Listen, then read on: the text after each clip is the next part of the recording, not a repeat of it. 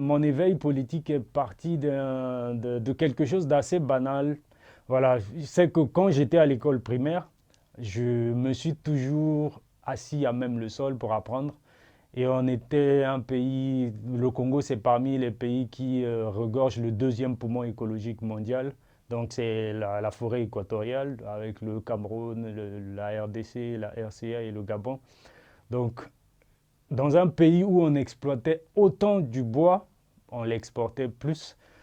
Je me suis toujours demandé pourquoi on n'avait pas de table-banc dans les salles de classe en fait. Donc parce que du CP1 au CM2, j'étais toujours assis à même le sol.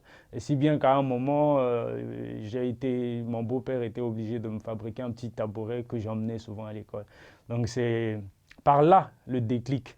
Après, j'ai commencé à vouloir savoir qu'est-ce qui gère quoi, pourquoi c'est comme ça. Et en cherchant des réponses à ces questions-là, bah, je me suis retrouvé à revendiquer certaines choses, à lire aussi beaucoup. Et aussi, avec la découverte du rap, j'ai fini par voilà, avoir certains messages politiques et j'ai voulu approfondir tout ça. C'est ce qui m'a amené là où je suis aujourd'hui.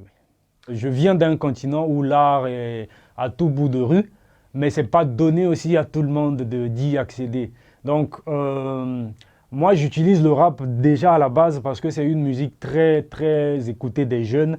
Et je suis plutôt dans une dynamique de me dire, si les générations précédentes ont fait leur boulot et que ça n'a pas été efficace, peut-être que c'est parce qu'ils n'utilisaient pas les méthodes qui parlaient aux plus jeunes, qui vont grandir demain et qui peuvent déjà avoir les outils à travers mon rap, ils peuvent écouter et s'informer. La preuve, c'est qu'aujourd'hui, il y a 10 ans, on n'aurait pas imaginé que des gens pouvaient se mobiliser contre la France-Afrique, même dans les zones rurales de certains pays du continent, comme au Burkina par exemple. Ceux qui ont arrêté le convoi de l'armée française en janvier dernier, ce n'étaient pas des citadins, c'était des gens de zones rurales qui, ayant écouté un certain nombre d'informations que nous véhiculons, quand je dis nous, pas que moi, parce qu'on est quand même un petit groupe de gens qui luttent contre la France-Afrique.